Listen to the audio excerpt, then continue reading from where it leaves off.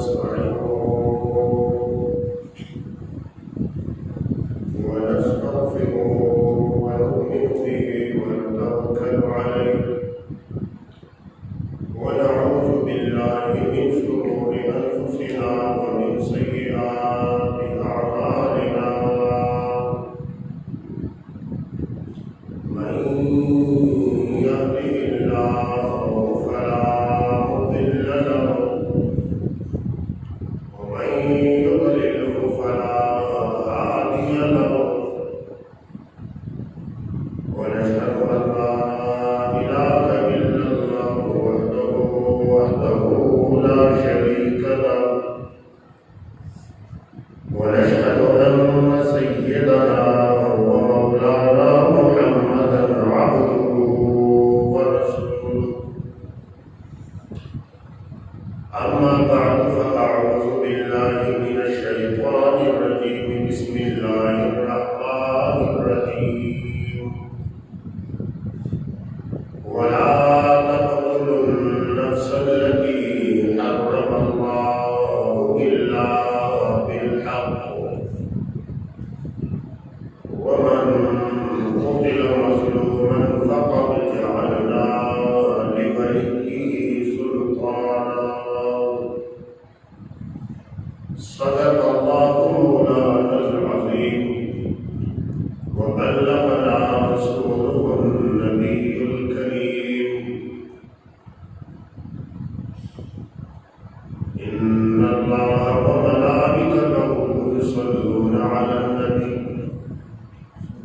يا أيها الذين آمنوا صلوا عليه وسلموا تسليما الصلاة والسلام عليك يا رسول الله وعلى آلك وأصحابك يا حبيب الله الصلاة والسلام عليك يا جد الحسن والحسين وعلى آلك وأصحابك يا مولانا ومولى الثقلين حمد و ثنا کے بعد قابل عزت حاضرین اور قابل عزت سامعین، معزز خواتین و حضرات، آج 19 ذی الحج شریف کا تیسرا جمعہ ہے۔ گزشتہ کل 18 ذی الحج شریف کے 18ویں تاریخ کو اس امت کا خلیفہ صوم امیر المؤمنین حضرت عثمان بن عفان رضی اللہ تعالی عنہ کی یوم شہادت، یوم وصال ہے، لہذا اسی نسبت سے ہم نے آج حضرت عثمانی ذوالنورین رضی اللہ تعالی عنہ کی واقعہ شہادت اپنے سامعین کے گوش گزار کرنا چاہتے ہیں۔ اللہ کریم صحیح بیان اور اس پر سمجھنے اور عمل کرنے کی توفیق نصیب فرمائے۔ سب سے پہلی بات یہ ہے کہ حضرت عثمان ابن عفان رضی اللہ تعالی عنہ کو ظلماً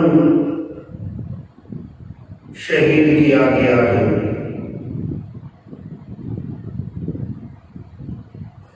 آپ کے قتل اور شہادت میں بنیادی طور پر یہودیوں کا ہاتھ تھا۔ رب ذوالجلال ارشاد فرماتا ہے وَلَا تَقْتُلُوا النَّفْسَ الَّتِي حَرَّمَ اللَّهُ إِلَّا بِالْحَقِّ، اور اس جان کو قتل نہ کرو جسے قتل کرنا اللہ نے حرام کیا ہے۔ قتل مظلوما، اور جس نے بے گناہ کسی کو قتل کیا، مظلوما کسی کو قتل کیا، فقد جعلنا لوليه سلطانا، تو ہم نے اس کے وارث کو اس کے قصاص اور بدلے کا اختیار دیا ہے۔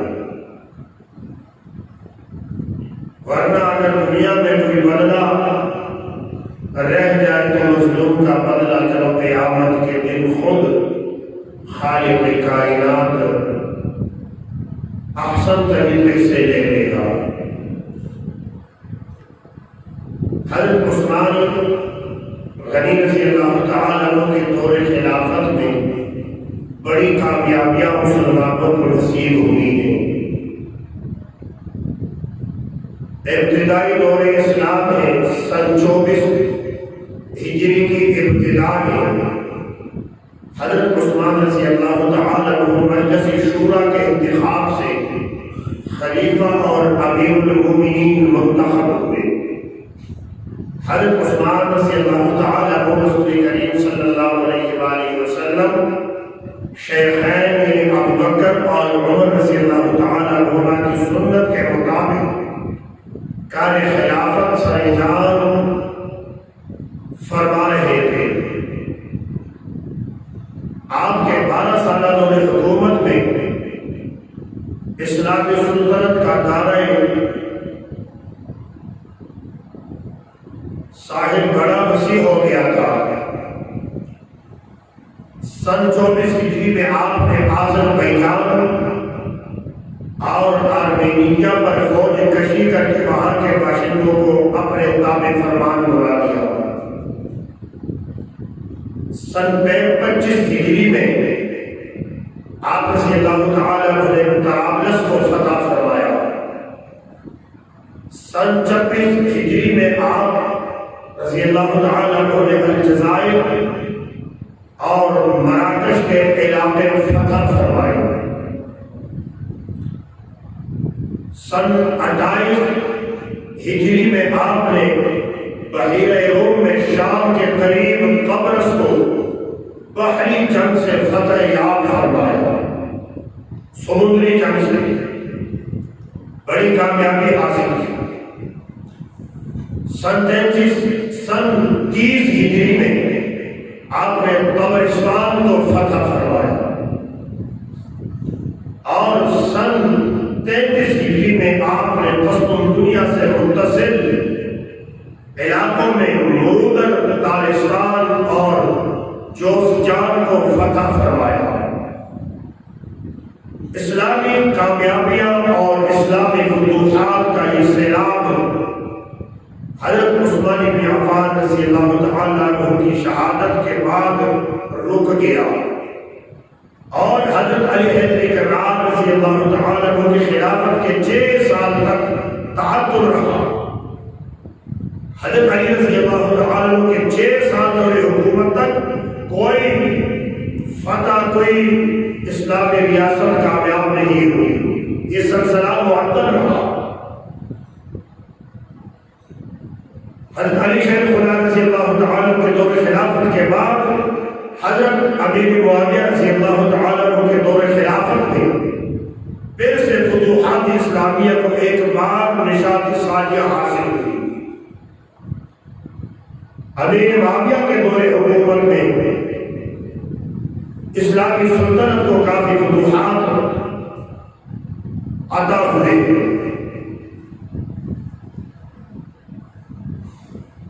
حضرت عثمان رضی اللہ تعالیٰ کے دور خلافت کے آخر میں ان کے خلاف بعض لوگوں نے بغاوت اور فساد اور فتنہ برپا کیا۔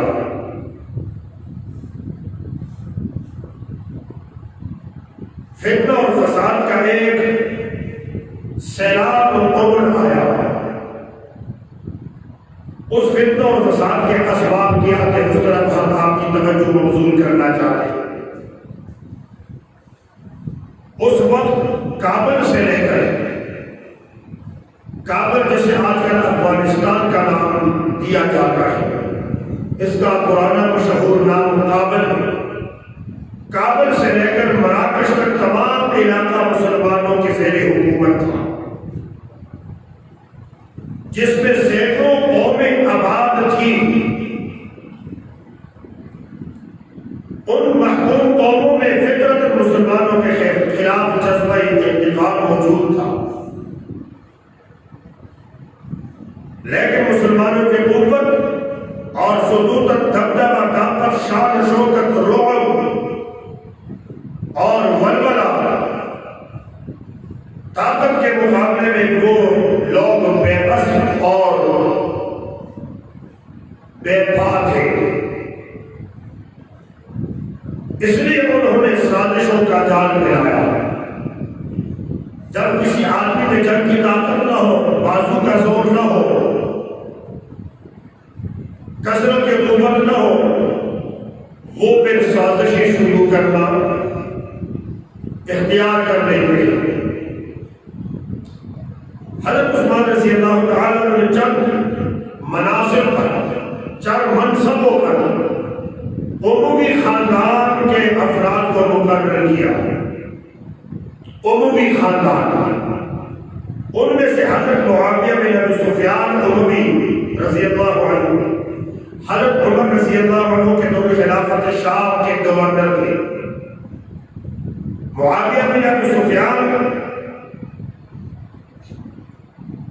عموی رضی اللہ عنہ، حضرت عمر رضی اللہ عنہ کے دور خلافت سے شام کے گورنر مقرر تھے۔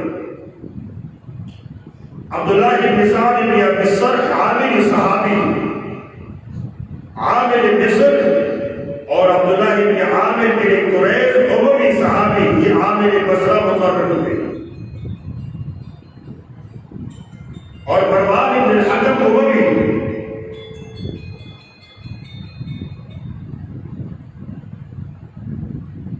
یہ آپ کے کاتب تھے، سیکرٹری تھے۔ ان چار کے علاوہ دو عمومی عاملوں کو مقرر کر کے آپ نے انہیں معزول کر دیا، برطرف کر دیا، جن میں سے ایک ولید بن عقبہ اور دوسرے سعید بن العاص تھے۔ یہ بھی عمومی خاندان سے۔ یہ تھے کل عمومی افراد جن کے بارے میں مخالف جانب کے افراد کو برداشت نہ ہو سکا، ان میں ایک تہلکہ مچا دیا، بحران مچا دیا، کھلبلی اور دہشت، خوف اور حراست مچا دیے گئے کہ حضرت عثمان رضی اللہ تعالی عنہ نے کنبہ پروری، قوم پرستی اور اقربا پروری کر کے اپنے خاندان کے افراد کو حکومت کے عہدوں پر براجمان کر دیا، اور یہ کسی نے نہ دیکھا کہ ان کے علاوہ قریباً 20 جگہ بلاد اسلامیہ میں گورنری اور دیگر اہم عہدوں پر سب غیر عمومی افراد مقرر تھے۔ نہیں کسی نے سوچا کہ رسول کریم صلی اللہ علیہ وسلم نے اپنے زمانے میں 80% عامل عمومی خاندان سے لیے تھے، یہ کسی نے نہیں سوچا۔ چنانچہ 18 علاقوں میں عثمان ذو النورین رضی اللہ تعالیٰ عنہ نے عمومی افراد کو مقرر کیا۔ پھر اگر 5 عہدے حضرت عثمان رضی اللہ عنہ نے عمومیوں کو تفویض فرمائے تو اس پر شورش ہنگامہ کھڑا کرنے کی کوئی اخلاقی اور شرعی وجہ نہ تھی، صرف ضد اور حسد تھا۔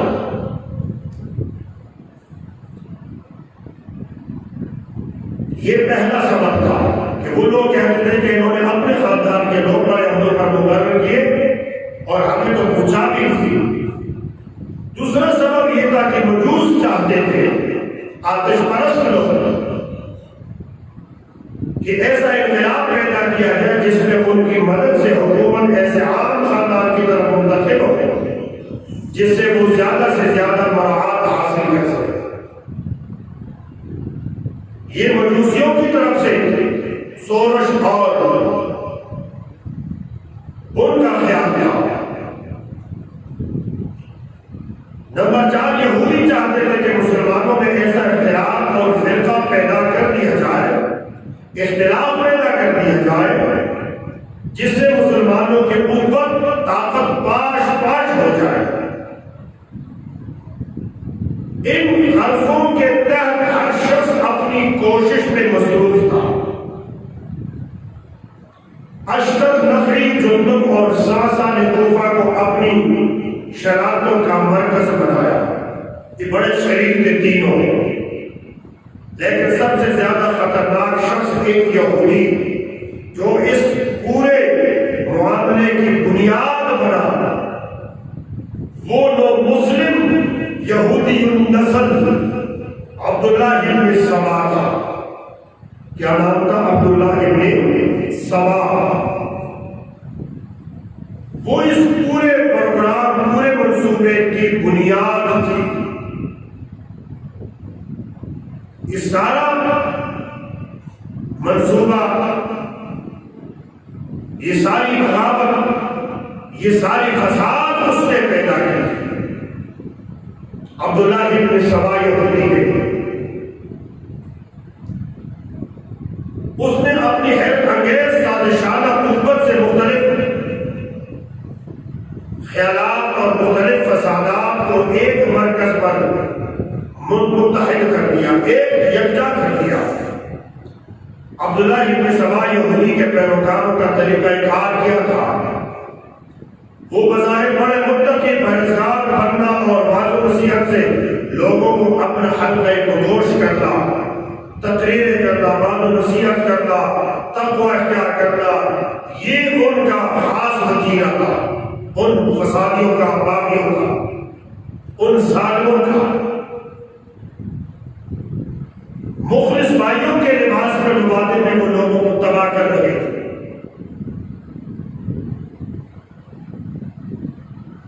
عمان کو تنگ کرنا، گورنروں کو تنگ کرنا، حکومت کے بڑے عہدیداروں کو تنگ کرنا ان یہودیوں کا ہر ممکن طریقہ تھا کہ ان کو بدنام کر کے کسی طرح ہم قابو پائیں۔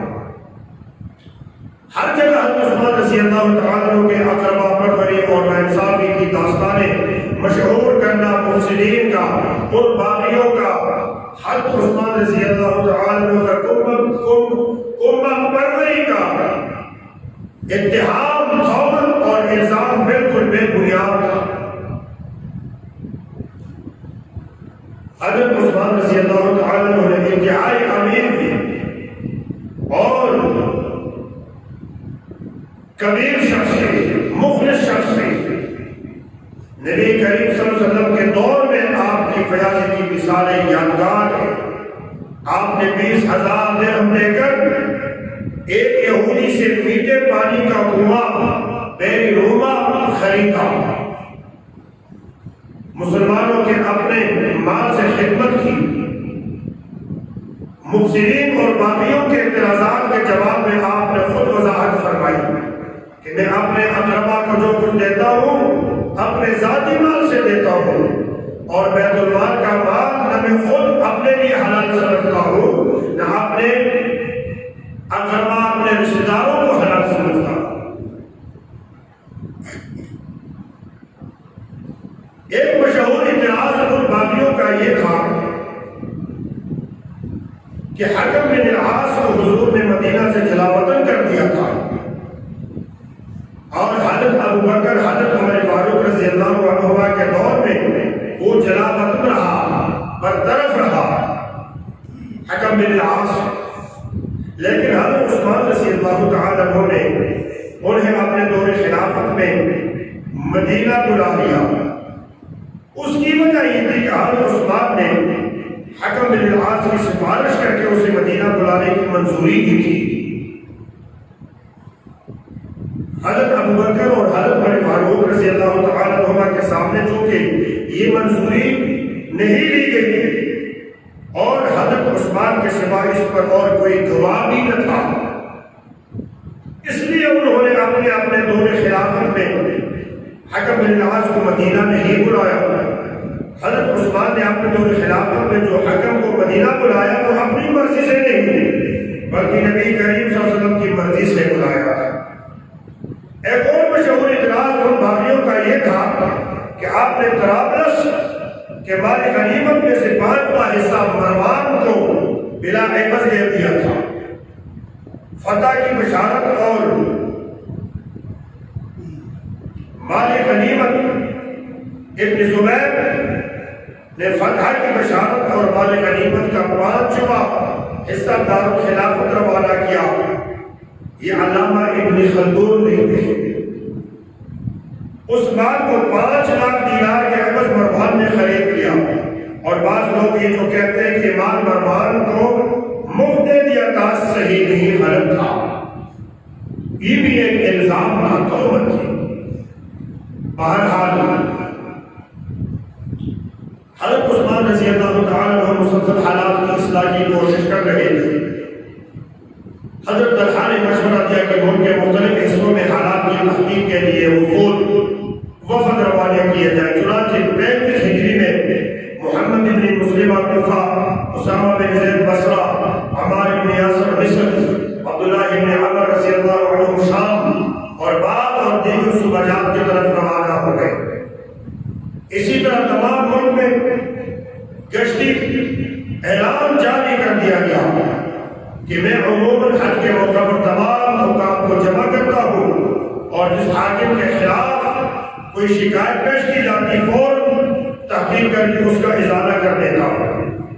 اس کے باوجود اگر کسی شخص کو کسی حاکم کے خلاف شکایت ہو تو مجھ سے بیان کر کے تحقیق کر کے مظلوم کا حق ظالم سے دلاؤں گا۔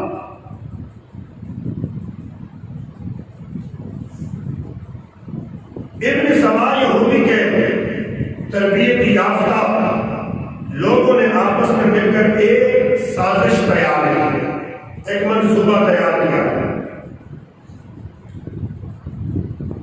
بصرہ، مصر اور کوفہ سے تقریباً 2000 فتنہ پرداز اپنے اپنے شہروں سے حاجیوں کے وضع میں مدینہ کی طرف چل پڑے۔ انہیں کہا تم احرام باندھو، حج کے بہانے 2000 لوگوں کو تیار کیا اس سالے ہوئے، اور مدینہ منورہ کی طرف انہیں بھیج دیا تاکہ اپنے مطالبات حضرت عثمان سے بزور تسلیم کرائے، قوت سے تسلیم کرائے۔ جن میں سے ایک اہم مطالبہ یہ تھا کہ حاکم مصر عبداللہ بن ابی سر کی جگہ محمد بن ابی بکر، یہ محمد بن ابی بکر حضرت ابو بکر کے بیٹے تھے۔ جب آپ کا وصال ہوا تو آپ کی بیوی نے چھوٹا تھا اپنے ساتھ حضرت علی کے ساتھ، اسماء بنت عمیس ابو بکر کی بیوی تھی۔ جب آپ بیوہ ہوئی تو آپ کے ساتھ حضرت علی رضی اللہ تعالی عنہ نے شادی کی۔ یہ محمد بن ابی بکر علی کے پاس آیا، علی رضی اللہ تعالی عنہ نے ان کی پرورش کی۔ ان کا دعویٰ یہ تھا کہ عبداللہ ابن ابی سر کی جگہ محمد ابن ابی بکر کو حاکم مقرر کیا جائے۔ ان کی مرضی تھی، جبکہ حضرت عثمان رضی اللہ تعالی عنہ اپنے نوری بصیرت سے دیکھ رہے تھے کہ یہ چیزیں مناسب نہیں ہیں۔ وہ ان باغیوں اور فسادیوں کے ہر بات کا انکار کرتے تھے۔ بہرحال ان باغیوں نے جتنی کوششیں کی کسی کوشش میں وہ کامیاب نہ ہو سکے۔ بالآخر انہوں نے جھوٹ اور فرار کر کے، الزام تراشیاں کر کے، تہمتیں لگا کر حضرت عثمان رضی اللہ تعالی عنہ کے خلاف بہت بڑا پہاڑ کھڑا کر دیا۔ یہاں تک کہ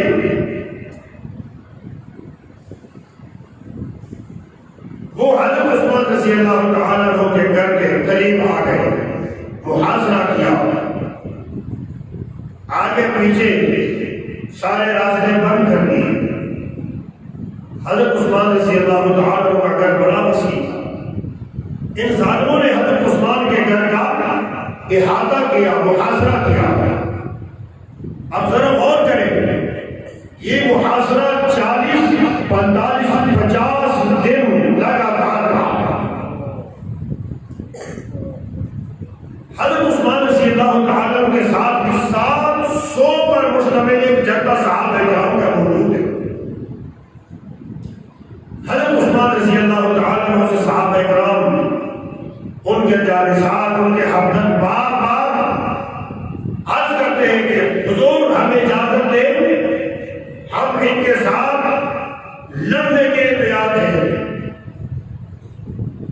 ہمارا زور ان سے کم نہیں، ہماری طاقت ان سے کم نہیں، ہم بزور بازو بزور تلوار انہیں مسپا کر سکتے ہیں، انہیں واپس کر سکتے ہیں، انہیں مار سکتے ہیں۔ قربان جب حضرت عثمان رضی اللہ تعالیٰ کے جواب پر تربیت پر آپ اپنے جانثاروں کو یہی فرماتے ہیں کہ نہیں، خبردار، یہ پاک سرزمین نبی کریم صلی اللہ علیہ وسلم کا گاؤں ہے، حرم نبوی ہے، ہم نہیں چاہتے کہ میری خاطر میرے ساتھ بغض کی بنا پر صرف میرے لیے پوری قوم میں جنگ چھڑ جائے، جنگ و جدل ہو جائے، قتل و غارت کا بازار گرم ہو جائے، لوگ بے گناہ قتل ہو جائے، عورتیں بے گناہ بیوہ ہو جائے، معصوم بچے شہید ہو جائے، میں نہیں چاہتا۔ خبردار، کوئی بھی ان لوگوں پر ہاتھ نہیں اٹھا۔ طاقت کے باوجود، حکمران ہونے کے باوجود، حاکمیت کی طاقت کے باوجود، ایسا حاکم، ایسا بادشاہ، ایسا خلیفہ حضرت عثمان ذو النورین سے نہ پہلے آسمان نے دیکھا، نہ ملائکہ نے دیکھا، نہ زمین والوں نے دیکھا، کہ قوت بھی ہے، حکومت بھی ہے، لیکن دیار رسول کو جنگ و جدل سے صاف رکھنے کے لیے وہ اپنے جانثاروں کو جنگ سے منع فرماتے ہیں۔ عبداللہ بن زبیر رضی اللہ تعالیٰ عنہ آئے، حسن و حسین آئے عثمان رضی اللہ تعالیٰ کی حفاظت کے لیے، اور انہوں نے اجازت مانگی، مگر حضرت عثمان نے اجازت نہیں کہ کوئی ضرورت نہیں۔ 40 دن تک یہ محاصرہ رہا، پانی انہوں نے بند کیا، مسجد نبوی میں جانے کے لیے، نماز پڑھنے کے لیے انہیں پابندی لگائی۔ اللہ اکبر۔ آخرکار عثمان ذو النورین رضی اللہ تعالیٰ عنہ اپنے گھر کی چھت پہ چڑھتے ہیں اور ان لوگوں سے خطاب کرتے ہیں، ان لوگوں سے بات نصیحت کرتے ہیں اور کہتے ہیں، لوگوں، خدا کے بندو، ایک وقت تھا نبی کریم صلی اللہ علیہ وسلم نے اس مدینہ المنورہ میں اعلان کیا کہ فلاں یہودی کے پاس میٹھے پانی کا کنواں بے رونا ہے، ہم مسلمانوں کے پاس پانی کے لیے ایک قطرہ دستیاب نہیں، نہ چشمہ ہے نہ کنواں ہے، اور مسلمان دوسرے یہودیوں کے مرہونی منتیں، یہودیوں کے آگے آگے جھکا کر پانی پینے کے لیے جاتے تھے۔ نبی کریم صلی اللہ علیہ وسلم نے اعلان کیا کہ جو بھی میری روما کو خریدے گا میں اسے جنت کی ضمانت دیتا ہوں۔ کیا میرے نبی نے یہ نہیں فرمایا؟ کیا میرے کئی ہزار دراہم اور دینار پر میری روما نہیں خریدا اور اسے مسلمانوں کے لیے میٹھا پانی وقف کر دیا؟ لوگوں نے کہا ہاں، کیوں نہیں؟ کہا آج وہی کنواں ہے جسے میں نے خرید کر مسلمانوں کے لیے عام کیا، آج میرے لیے میرا کلیجہ خشک ہو گیا، میرا منہ خشک ہو گیا، میرا حلق خشک ہو گیا، اس کنویں سے مجھے ایک قطرہ پانی بھی نہیں ملتا، آج 40-45 دن ہو گئے۔ تمہیں اتنا بھی خیال نہیں؟ کیا تمہیں یہ خیال نہیں کہ میرے آقا علیہ السلام نے فرمایا کہ ہے کوئی جو مسجد نبوی میں توسیع کرے، کشادگی کرے، کوئی مسجد نبوی کو زمین دینے کے لیے تیار نہ تھا۔ یہ مسجد نبوی تنگ ہو گئی تھی، لوگ نہیں ملتے تھے، اور سرکار دو عالم بار بار اعلان کرتے تھے، کسی کے پاس اتنی طاقت نہ تھی، اتنا مال نہ تھا کہ وہ زمین خرید کر مسجد نبوی میں اسے شامل کر سکتے۔ میں اٹھا اور میں نے کئی ہزار دنانیر پر، کئی ہزار دراہم پر زمین فلاں سے خریدی اور مسجد نبوی میں نبی کریم کے ہاتھ میں دے دی، یا رسول اللہ یہ عثمان کی طرف سے مسجد نبوی کے لیے تحفہ ہے۔ پیارے آقا علیہ السلام نے فرمایا، عثمان تو نے جنت خرید لی، میں تیرے ساتھ جنت کا وعدہ کرتا ہوں، تو نے جنت خرید لی، تو جنتی ہے۔ کیا تمہیں یاد نہیں غزوہ تبوک میں مسلمانوں کا ہار کمزور تھا، طاقت کمزور تھی، مسلمانوں کے پاس کوئی گھوڑا نہیں تھا، کوئی اونٹ نہیں تھا، کوئی اسلحہ نہیں تھا، تو میں نے 200 اسلحہ سے لیس اونٹ اور کئی گھوڑے اور کئی نقد پیسے مسلمانوں کے لیے وقف کر دیے۔ نبی کریم صلی اللہ علیہ وسلم نے فرمایا، عثمان پورے غزوہ تبوک میں اتنا عظیم کا نام سر انجام دیا، عثمان تیرے لیے جنت ہے، تو یہ جنت بنا ہے۔ تمہیں یاد نہیں میں نے اسلام کے لیے جو کچھ قربانیاں دی، اسلام کے لیے جو اسلام کا نام سر بلند کیا، اور نبی کریم صلی اللہ علیہ وسلم نے کھلا اعلان فرما دیا، اے عثمان آج کے بعد جو مرضی تو کرتا رہے، تیرے لیے جنت ہی جنت ہے۔ اے عثمان تیرا کوئی عمل اللہ کی بارگاہ میں مردود نہیں ہوگا، تو جو بھی مرضی کرتے رہے، اللہ کریم تجھ سے راضی ہے۔ اس سیرت کے بارے میں کردار پر کوئی انگلی اٹھا سکتا ہے، لیکن سبا نامی یہودی نے انہیں اتنا تربیت کا زہر ملا دیا تھا، انہیں اپنے فساد و بغاوت پر اتنا برگردہ کر دیا تھا کہ وہ اپنے اس منصوبے سے باز نہیں آئے۔ کیا دیکھتے ہیں کہ اسی اسلام میں آج عثمان بن عفان اپنے گھر میں قید و بند کی صحبتیں برداشت کرتے ہیں، اپنا گھر ان کے لیے قید اور جیل بن گیا ہے، اپنے گھر میں پانی اور روٹی ان پر بند ہے۔ صحابہ اکرام ترس رہے ہیں کہ کب ہمیں یہ خلیفہ عثمان اجازت دے اور ہم اپنی تلواریں ٹکرائیں، لیکن آپ نہیں چاہتے تھے کہ میری وجہ سے یہ لوگ اگر میری جان کے پیچھے پڑے ہیں تو صرف ایک عثمان کی جان کی وجہ سے کسی اور کو تکلیف نہیں ہونی چاہیے، اور ایک جان کی خاطر پوری انسانیت کو قتل کرنا کوئی عقل مندی نہیں۔ من قتل نفسا بغیر نفس او فساد فکأنما قتل الناس جميعا، جس نے بغیر حق کے کسی ایک جان کو قتل کیا فساد میں، سمجھو کہ اس نے پوری انسانیت کو قتل کر دیا۔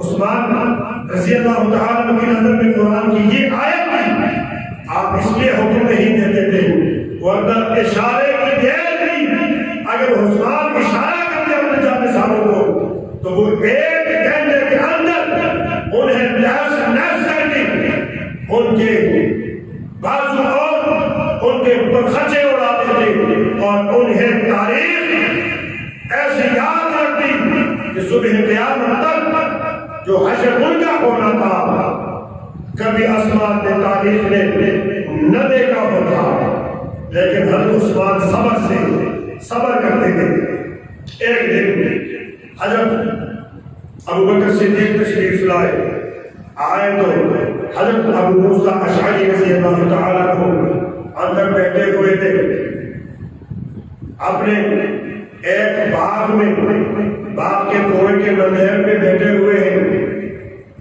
ابو موسیٰ اشعری سے فرمایا جاؤ دروازہ کھولو، کون ہے؟ جب دیکھا تو ابوبکر صدیق ہے، کہا انہیں اجازت دے دو، اندر بلاؤ اور انہیں جنت کی بشارت دو۔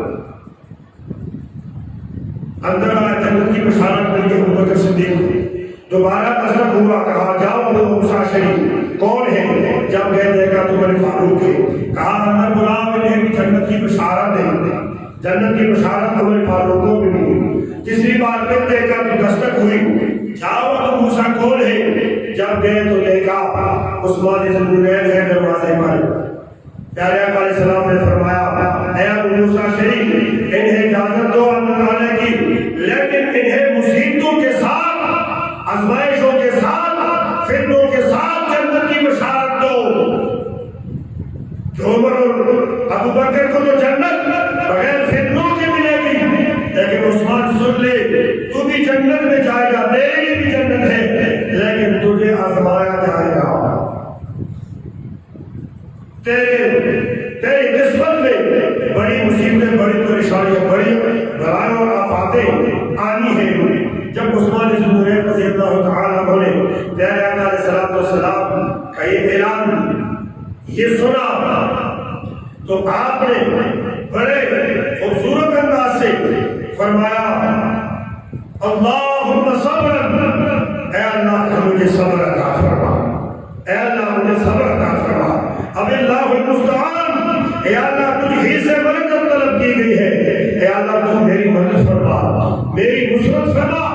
بارے الہ اگر تیری نصرت شامل حال رہی تو تیرا یہ بندہ اپنے صبر اور استقامت پر ملازمت رہے گا۔ میں نے سنا ہے رب جلال ان اللہ مع الصابرین کہ بے شک اللہ صبر کرنے والوں کے ساتھ ہے۔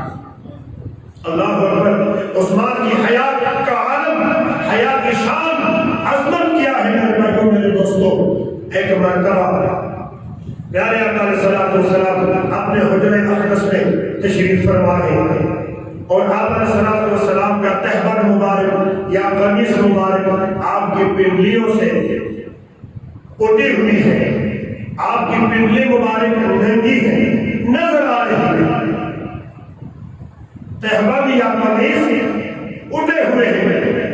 اسی اصلاح میں ابو بکر صدیق رضی اللہ تعالیٰ عنہ نے دستک دی۔ پیارے آقا علیہ السلام نے فرمایا جاؤ دیکھو کون ہے۔ ام المؤمنین حضرت عائشہ صدیقہ رضی اللہ تعالیٰ عنہ نے جا کر دروازہ کھولا، دیکھا تو ابا جان صدیق اکبر ہے، عرض حضور صدیق ہے، فرمایا اجازت دو آنے کی، اندر ان کو کہیں آ جائے۔ ابو بکر صدیق اندر تشریف لائے تو آپ صلی اللہ علیہ وسلم اسی طرح بیٹھے، آپ اٹھے نہ، اسی طرح بیٹھے ہوئے تھے۔ قمیص کو سیدھا نہیں کرنا، اپنے تہبند مبارک کو سیدھا کیا، پنڈلی یا ران مبارک ننگی تھی۔ دوبارہ دستک ہوئی، دیکھا کون ہے، گئی تو دیکھا عمر فاروق رضی اللہ تعالیٰ عنہ، کہا انہیں بھی بلاؤ، وہ بھی اندر آئے۔ آقا علیہ السلام اسی طرح بیٹھے ہیں، کوئی تبدیلی نہیں فرمائی، اپنے اسی بدستور پہلے نشست پر بیٹھے ہوئے تشریف فرمائے۔ روایت میں ہے تیسری بار دستک ہوئی، جا دیکھا کون ہے، جب دیکھا تو حضرت علی شیر خدا رضی اللہ تعالیٰ عنہ واپس ہے کہ حضرت علی بلا، حضرت علی شیر خدا رضی اللہ تعالیٰ عنہ تشریف لائے، حاضر ہوئے، آپ علیہ السلام اسی طرح بیٹھے ہوئے۔ چوتھی بار جب دستک ہوئی، جاؤ دیکھو کون ہے، کون دستک دے رہا ہے، دروازہ کون کھٹکھٹا رہا ہے۔ دیکھا تو عثمان ذو النورین رضی اللہ تعالیٰ عنہ نے فرمایا اجازت دو، اور جب سنا کہ عثمان رضی اللہ تعالیٰ عنہ تو پیارے آقا علیہ السلام فوراً اٹھ کے سیدھا ہو گئے اور اپنے پنڈلی اور اپنے ران مبارک پر قمیص یا اپنا تہبند اوپر ڈھانپ دیا، اپنی پنڈلی کو ڈھانپ لیا۔ سمجھ آئی بات؟ تینوں بڑے بڑے صحابہ آئے، آپ علیہ السلام اسی طرح بدستور تشریف فرمائے، کوئی حرکت نہیں کی، اپنی ننگی پنڈلی کو آپ نے ڈھانپا نہیں، اسی طرح چھوڑا۔ لیکن جب حضرت عثمان کے آنے کی خبر سنی کہ عثمان اندر حاضر ہو رہے ہیں، اندر آ رہے ہیں، تو آپ فوراً سیدھا ہو کے بیٹھے اور اپنی ٹانگ مبارک پر، پنڈلی مبارک پر پردہ ڈال دیا، قمیص ڈال دیا، تہبند نیچے کر دیا۔ عثمان اندر تشریف لائے، جو باتیں ہونی تھی آپس میں، ان کی کیا باتیں ہوتی تھی، ہم کو بیٹھ کر 2-3 آدمی غیبت کرتے ہیں، چغلی کرتے ہیں اور دوسرے مسلمانوں کو تباہ کرنے کے لیے، خراب کرنے کے لیے منصوبے بناتے ہیں، وہ اس طرح نہیں بیٹھتے تھے۔ وہ جب بھی بیٹھتے تھے اسلام، اللہ اس کے رسول کی باتیں کیا کرتے، سبحان اللہ۔ جب ان 5 عظیم نفوس قدسیات کی یہ مجلس محفل پر خاص ہو گئی، اپنے اپنے کام میں حجرہ اقدس سے نکل گئے، اپنے اپنے گھر چلے گئے، تو بعد میں ام المؤمنین حضرت عائشہ صدیقہ رضی اللہ تعالی عنہا نے آج کی دریافت کی، یا رسول اللہ صلی اللہ علیہ وسلم، میرے باپ آپ پہ فرمایا، حضور میرے ابا جان آئے تو آپ بدستور بیٹھے رہے، عمر آئے تو آپ بدستور بیٹھے رہے، علی آئے تو آپ بدستور بیٹھے رہے، لیکن جب عثمان ذوالنورین اندر آئے آپ فوراً ٹھیک ہو کے بیٹھ گئے اور اپنے پنڈلی مبارک کو آپ نے ڈھانپ لیا، اس کی کیا وجہ ہے؟ فقال، آپ علیہ السلام نے فرمایا، الستحیی من رجل تستحیی منہ الملائکہ، اے عائشہ، اے بنت صدیق، اے میری رفیق حیات، اے میری بیوی، سن، جس ہستی سے فرشتے حیا کرے اس سے میں محمد حیا کیوں نہ کروں؟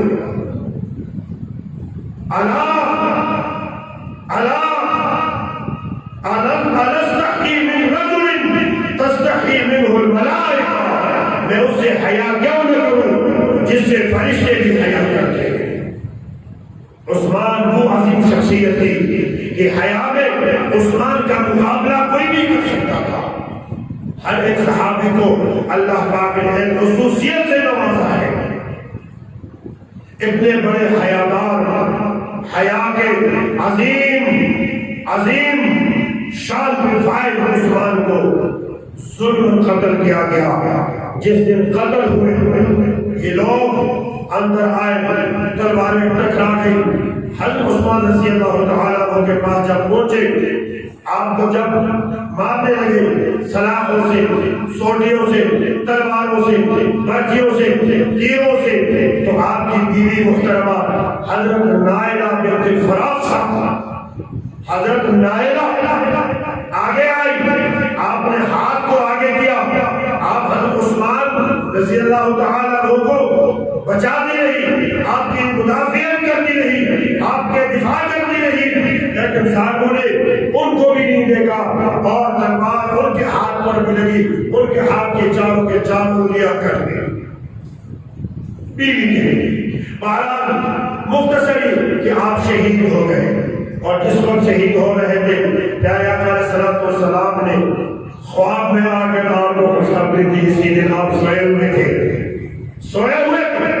خواب میں تاجدار مدینہ تشریف لائے اور فرمایا، عثمان کل روزہ رکھنا، عثمان کل روزہ رکھ کے شام کی افطاری سرزمین مدینہ پہ نہیں کرنا، اے عثمان شام کو روزہ افطار مجھ محمد کے پاس آ کر کرنا ہے۔ عثمان رضی اللہ تعالیٰ عنہ اور مضبوط ہو گئے اور استقامت پذیر ہو گئے اور استقامت کی کوئی استقامت بن گئے کہ الحمدللہ اپنی بیوی سے کہا کہ ناراض پریشان نہ ہونا، میرا آخری دن ہے، مجھے میرے مصطفی کریم نے آج کہہ دیا ہے، مجھ سے ملے ہیں، مجھے فرما گئے ہیں کہ آج روزہ رکھنا، روزے کی حالت میں سب کر کے آج افطاری محمد کے پاس آ کر کرنا ہے۔ جمعے کا دن تھا، آپ روزے میں تھے، جب لوگ جمع ہوئے آپ کو قتل کرنے کے لیے، آپ نے قرآن کھولا۔ کیا کھولا؟ قرآن کھولا، تلاوت کرتے رہے، آپ قرآن کے ساتھ جڑے رہے۔ قرآن کو کبھی عثمان ذوالنورین نے نہیں چھوڑا میرے بھائیوں، قرآن کو کبھی عثمان ذوالنورین نے نہیں چھوڑا۔ آپ قرآن کی معیت میں رہے، قرآن کے ساتھ جڑے رہے، اول سے آخر تک۔ آخری لمحات بھی جب عثمان ذوالنورین شہید ہو رہے تھے، آپ نے قرآن کھول کے آپ پڑھتے رہے، سَيُكْفِيكَهُمُ اللَّهُ وَهُوَ السَّمِيعُ الْعَلِيمُ۔ سورہ بقرہ کی آیات پڑھتے رہے قرآن میں دے کر اسی اسلام میں آپ پر تلوار دی، آپ کو قتل کیا، شہید کیا، اور قرآن جو اس وقت ورکونے کا خون سے رنگین ہو گیا، خون سے رنگین ہو گیا۔ جس وقت آپ کو شہید ہو رہے تھے اس وقت آپ قرآن کی تلاوت کر رہے تھے اور آپ کے خون سے قرآن رنگین ہو گیا۔ معلوم ہوا جو آدمی جس حال میں بھی شہید ہو، جو آدمی جو مسلمان جس حالت میں شہید ہوتے ہیں وہ کل قیامت کے دن اسی حال میں رب کی قدرت سے اٹھائے جائیں گے۔ کوئی حنین میں مسلمان بن کے کفار کے مقابلے میں تلوار کی صورت میں اٹھے گا، کوئی میدان کربلا میں مظلوم شہید حسین کی صورت میں قیامت کے دن اٹھے گا، کوئی زہر ملائے ہوئے صورت میں اٹھے گا، کوئی اپنی اپنی شان کے مطابق اٹھے گا۔ اے عثمان، تیری شہادت کی عظمت کو سلام، قیامت میں تجھ جیسا کوئی شہید نہیں ہوگا۔ عثمان، قیامت کے دن تو تلاوت کرتے ہوئے بارگاہ الہی میں جائے گا۔ قرآن دنیا میں بھی تیرے ساتھ، قرآن آخرت میں بھی تیرے ساتھ، قرآن آج بھی تیرے ساتھ، قرآن قیامت بھی تیرے ساتھ۔ عثمان، تجھے تیری شہادت مبارک ہو کہ کل ہر ایک آدمی، ہر شہید اپنی اپنی شہادت کی صورت میں اٹھے گا۔ اے عثمان، تو رب کا کلام پڑھتے ہوئے بارگاہ الہی میں اٹھے گا، تیرے ساتھ قرآن بارگاہ الہی میں جائے گا۔ میرے بھائیو، قرآن کو اپنا اوڑھنا بچھونا بناؤ، قرآن کو الحمد سے والناس تک یاد رکھو، قرآن کو پڑھا کرو، قرآن کا مطالعہ کیا کرو، قرآن کو اپنا دوست بنا لو، قرآن کو اپنا رفیق حیات بنا لو، قرآن کو اپنا امام بنا لو، قرآن کو اپنا قاضی بنا لو، قرآن کو اپنا ہادی بنا لو، اپنا استاد بنا لو۔ یہ قرآن اللہ کی عزت کی قسم، ان ھذا القرآن یہدی للتی ہی اقوم، اس سے مضبوط ساتھی، مضبوط دوست کائنات میں کوئی نہیں ہے۔ یہ قرآن ایسا دوست ہے، ایسا ساتھی ہے کہ یہ دنیا میں بھی جڑا رہتا ہے، موت کے وقت بھی جڑا رہتا ہے، قبر میں بھی یہ ساتھ رہتا ہے، قیامت میں بھی یہ ساتھ رہتا ہے۔ یہ قرآن کسی کو اکیلا کبھی نہیں چھوڑتا، اس لیے قرآن کو اپنا ساتھی، اپنا دوست بنا لو۔ یہ بڑا باوفا ساتھی، باوفا دوست ہے۔ ہم تو بے وفائی کر لیتے ہیں، باپ سے بھی کر لیتے، استاد سے بھی کر لیتے، ماں سے بھی کر لیتے، بیٹوں سے بھی کر لیتے، دوستوں سے بھی ہم بے وفائی کر لیتے ہیں، لیکن یہ قرآن ایسا ساتھی ہے، ایسا ساتھی ہے کہ بے وفائی کا اس میں نام و نشان تک بھی نہیں۔ یہ اپنے ساتھی کے ساتھ بے وفائی نہیں کرتا، یہ بڑا وفادار ہے۔ اس کو اگر کوئی اس دنیا میں بھی پڑھے گا تو رب فوراً سکینہ رحمت کا نزول شروع کر دیتا ہے۔ قیامت میں بھی اس کی صورت میں بندے کے ساتھ سکون اور رحمت ہو۔ اللہ کریم نیک عمل کی توفیق نصیب فرمائے۔ اللہ کریم عثمان ذوالنورین کی عظمت کو، شان کو، درجات کو اور بلند فرمائے۔ آپ ایسے عظیم تھے کہ نبی کریم صلی اللہ علیہ وسلم کی 2 بیٹیاں آپ نے نکاح میں تھی۔ ایک جب فوت ہو گئی، نبی کریم صلی اللہ علیہ وسلم نے دوسری تھی۔ جب دوسری فوت ہو گئی تو حضرت علی شیر خدا رضی اللہ تعالی عنہ بیٹھے ہوئے آپ فرماتے کہ نبی کریم صلی اللہ علیہ وسلم نے میں نے خود سنا کہ اگر میری 40 بیٹیاں ہوتی یا اس سے بھی زیادہ تو میں یکے بعد دیگر ہر ایک بیٹی کا نکاح عثمان سے کرتا۔ آپ لوگ عثمان کی عظمت کو نہیں سمجھتے، عثمان کی شان میں گستاخیاں کرتے ہیں۔ استغفر اللہ۔ عثمان کی شان اتنی بلند شان ہے، آپ کئی شانوں کے ساتھ منفرد ہیں، ان شانوں میں آپ کے ساتھ کوئی بھی شریک نہیں ہے۔ اللہ کریم ہمیں سارے صحابہ، اہل بیت اطہار کا احترام تعظیم و توقیر نصیب فرمائے۔